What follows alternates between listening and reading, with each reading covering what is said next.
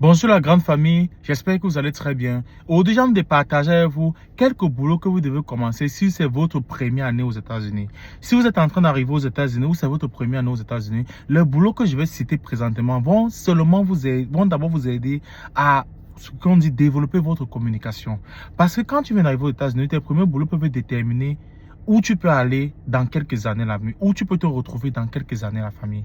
C'est très important d'avoir des boulots où tu peux vraiment communiquer parce que le plus important dans ton premier boulot, ce n'est pas surtout l'argent. C'est un boulot qui t'expose à la communication, la famille. C'est très important. Et tu as aussi besoin d'un boulot qui ne t'épuise pas physiquement, totalement. La famille, c'est très, très important.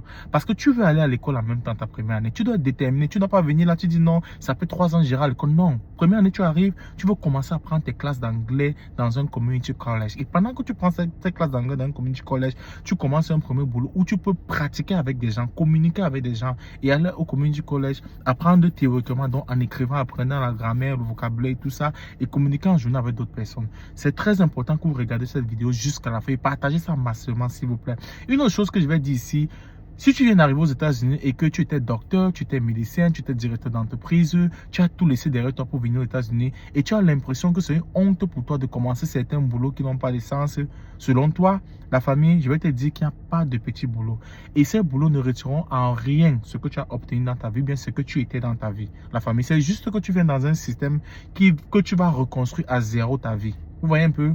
C'est tout ce que je voulais passer. Donc les gars, allons directement sur la vidéo. Le premier boulot que je te recommande quand tu viens d'arriver aux États-Unis pour une meilleure intégration, pour un développement, une meilleure communication, la famille, c'est de travailler dans des groupes Roms.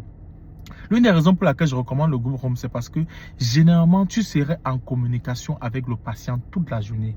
Vous voyez, c'est un boulot généralement dans les groupes, on appelle ça des groupes Home ici. Les patients sont parfois très isolés ici, tu vois. Et tu ne dois pas être, comment on dit, dans ton coin. Tu dois être capable d'ouvrir la communication, pousser le patient à parler.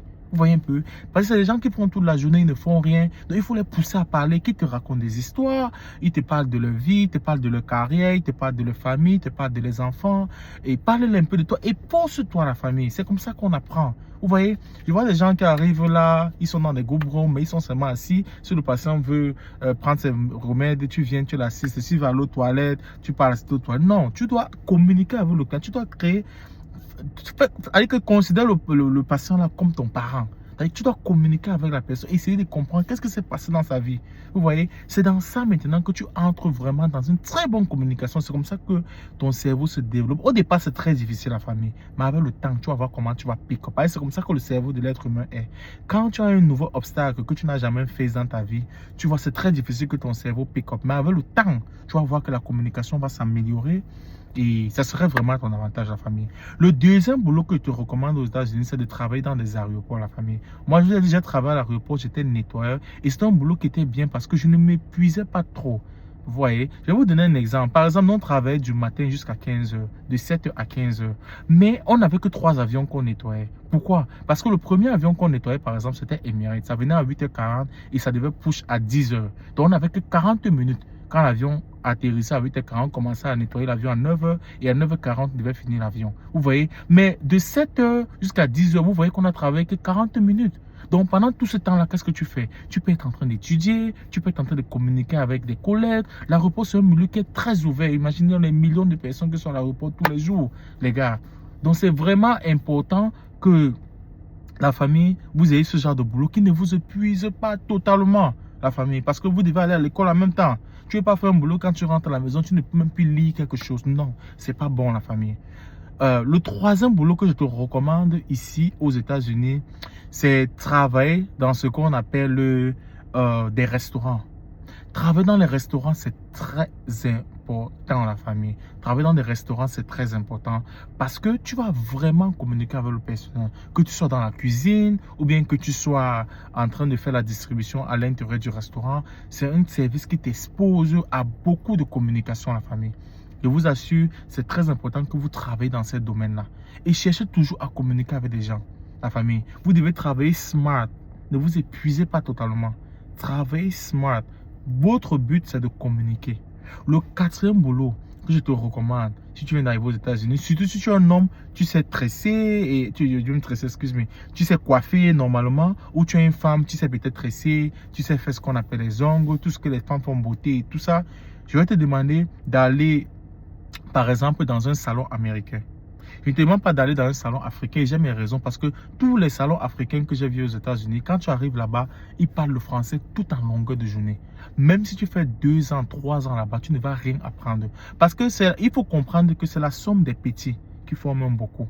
Si tous les jours tu apprends un mot seulement, tu communiques 30 minutes, en 6 mois, tu aurais beaucoup communiqué. Mais être dans des salons où tu ne communiques jamais, vous parlez entre vous en français, vous êtes tellement confortable parce que tout le monde est là et francophone. Et moi, je l'ai vu ça ici en Virginie. Dans 3 salons africains que je suis parti, tout le monde communique en français. C'est vraiment comme si on était au Cameroun. Or, ton but, ce n'est pas réellement le travail. Ton but, c'est de t'exposer à la communication dans la famille. C'est pour ça que je te dis, je trouve un salon américain, si tu as des bonnes compétences. Tu vois, étant dans le salon américain, c'est des gens qui sont tellement très stricts. Ils sont très stricts. Tu vas voir que tu vas beaucoup communiquer avec ton manager, tu vas communiquer avec les clients, tu vas communiquer avec tes collègues et ça va beaucoup t'aider la famille. Maintenant, le 5e travail que je peux te recommander ici, si tu viens d'arriver aux États-Unis, par exemple, si tu as un domaine pratique comme la mécanique, si tu as travaillé dans les domaines comme la mécanique au pays, ou bien peut-être dans le domaine informatique, les métiers un peu pratiques, la plomberie, des choses comme ça, regarde derrière des entreprises là sur Internet. Peut-être tu as travaillé dans le domaine même de l'agriculture, des gens qui travaillent dans le domaine de l'agriculture. La famille, dès que tu arrives aux États-Unis, tu as l'expérience dans ce domaine, commence déjà à appliquer dans ce domaine-là.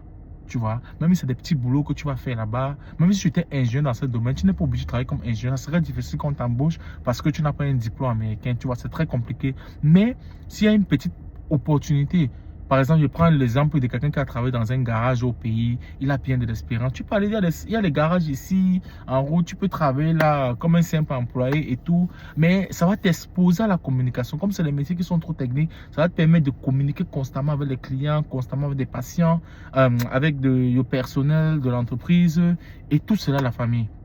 Donc voilà, c'est un boulot que je voulais vous proposer en partie dans cette première partie, la famille. Donc les gars, je vais vous lister le reste de d'autres boulots dans d'autres vidéos qui sont à venir d'ici la semaine prochaine, la famille. S'il vous plaît, partagez massivement la vidéo sur Facebook, YouTube et TikTok. Je vous ai dit que votre but, c'est de vous exposer aux gens et de communiquer. Et en même temps que vous faites ce boulot, vous devrez être en train de partir à l'école. C'est pas que tu fais ce boulot, tu communiques, mais quand tu fais ça, en même temps, tu pars à l'école, prendre tes classes d'anglais, c'est bon. Là, tu apprends quick, tu apprends fast. Vous voyez un peu? Donc, la famille, c'est tout ce que je voulais partager avec vous. Ça, c'est la première partie.